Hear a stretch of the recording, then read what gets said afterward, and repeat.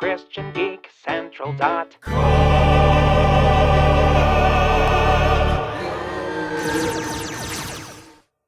All right, here we go again. Follow your heart. For some reason, that has found its way into popular culture. Various versions of that phrase, follow your heart, do what feels right. It's like if your heart tells you to do it, that trumps everything else, you know? Like there was, I think it was in the first Iron Man movie. First, second, third, I can't remember which one, but I know it was in an Iron Man movie. Where Tony and Pepper were in a disagreement about something. And he basically gave this little speech or something, and then he said, and I know in my heart it's the right thing to do. I think pulling that out as like the trump card, you know, is a disaster. Now, is there ever a time to follow your heart? Oddly enough, I would say yes, but that's when you have exhausted all other counsel. That'll help.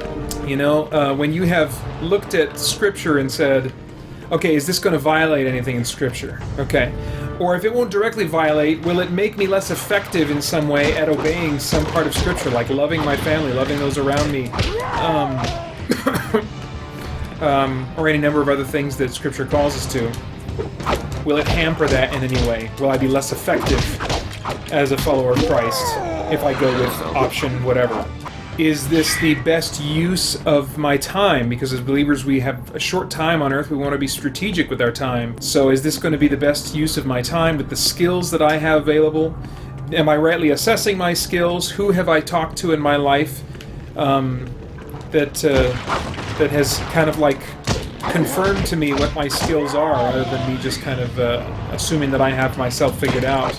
You know, there's victory in many counselors, as the proverb says. If you come to the end of all of that, and you still have two choices, and either one, you know, seems viable, well then yeah, sure. Just make a choice. Follow your heart in that instance. The problem is, that's not what's being advocated, or at least it doesn't seem to be what's advocated, because in fiction, so often we just jump straight to follow your heart, do what feels right. Maybe if I try to give fiction the benefit of the doubt, they might not have time in a given movie or whatever to walk us through every bit of counsel that the character sought out, or every filter that they put their decision-making through. Even so, I do think that generally we don't go through that kind of decision-making process. We much more often just say, what do I want to do, you know? And that's my issue with follow your heart, you know, and do what feels right, is how does that, as a slogan or a motto or a value, prevent us from doing selfish things, or even horrible things that are harmful to others. The NyQuil is not as strong in me right now, but it's still hanging on. christiangeekcentral.com.